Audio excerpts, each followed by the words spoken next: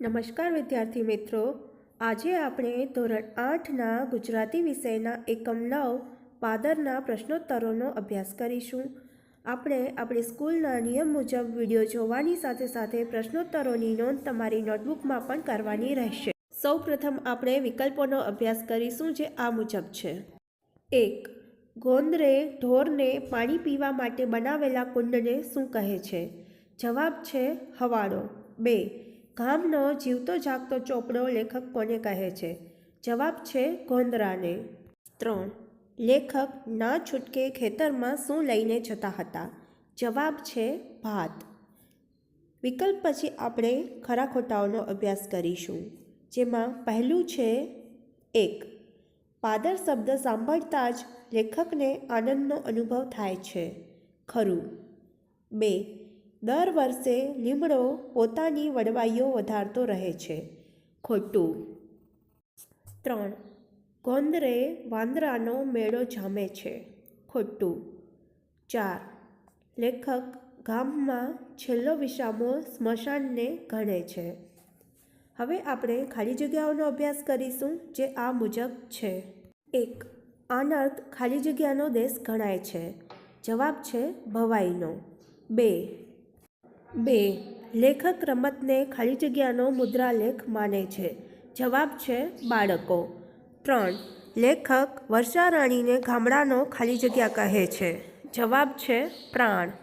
હવે આપણે 1-2 વાક્યમાં ઉત્તર લખો એ પ્રકારના પ્રશ્નોનો અભ્યાસ કરીશું. એમાં પહેલું પ્રશ્ન છે, પાદર પાઠના લેખકનું નામ જણાવો. જવાબ છે પાદર પાઠના લેખક ડૉક્ટર કિશોરસિંહ સોલંકી છે. 2. ગામના ગોંદરે શું શું આવેલું છે? જવાબ છે ગામના ગોંદરે 2 વિશાળ વડ, એક બાજુ પીપળો અને પીપળા અને બીજી બાજુ લીમડા ઊભા છે, તેમજ ત્યાં એક કૂવો અને એક હવાડો પણ આવેલા છે. 3. સાહેબને આવતા જોઈ છોકરા શું કરતા? એનો ઉત્તર છે સાહેબને આવતા જોઈ છોકરા વડની વડવાઈઓ કે ખોદેલા ખાડાઓમાં લપાઈ જતા, એટલે કે છુપાઈ કે સંતાઈ જતા. 4. ગોંદરું ગામનું નાક કેમ કહેવાય છે? જવાબ છે ગોંદરું ગામની શોભા છે, એની શાખ છે, એટલે કે આબરૂ છે. ગોંદરા પરથી ગામ પરખાય છે, તેથી ગોંદરું ગામનું નાક કહેવાય છે. 5.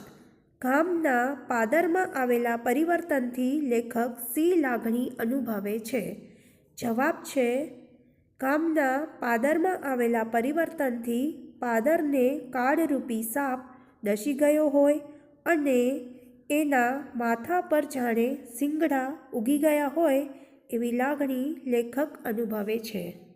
હવે આપણે વ્યાકરણને લગતા પ્રશ્નોનો અભ્યાસ કરીશું, જેમાં સૌપ્રથમ આપણે રૂઢિપ્રયોગોનો અભ્યાસ કરીશું. રૂઢિપ્રયોગો આ મુજબ છે. મેળો જામવો. મેળો જામવો રૂઢિપ્રયોગનો અર્થ થાય ઘણા માણસોનું એકઠા થવું તે. એના પછી છે મૂછ મરડવી. મૂછ મરડવી રૂઢિપ્રયોગનો અર્થ થાય અભિમાન કે સુરાતન બતાવવું. શ્રી ગણેશ કરવા. શ્રી ગણેશ કરવા રૂઢિપ્રયોગનો અર્થ થાય કાર્યનો શુભારંભ કરવો. માથે કરવું. માથે કરવું રૂઢિપ્રયોગનો અર્થ થાય અઘટિત વર્તન દ્વારા લોકોને વ્યાકુળ કરવા. પોરો ખાવો.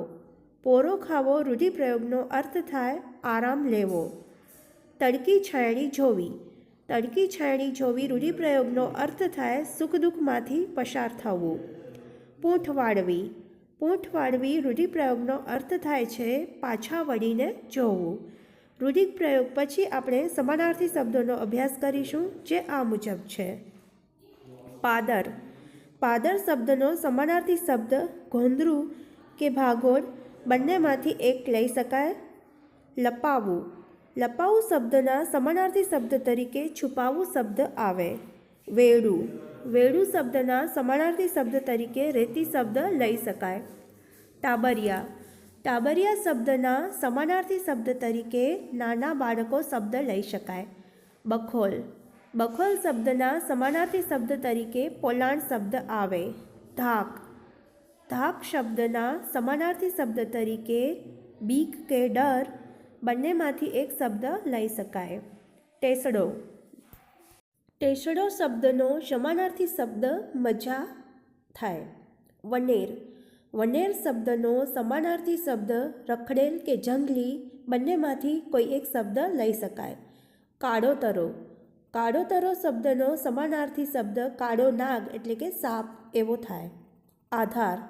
આધાર શબ્દના સમાનાર્થી શબ્દ તરીકે ટેકો શબ્દ આવે. ફરિયાદ. ફરિયાદ શબ્દના સમાનાર્થી શબ્દ તરીકે રાવ શબ્દ આવે.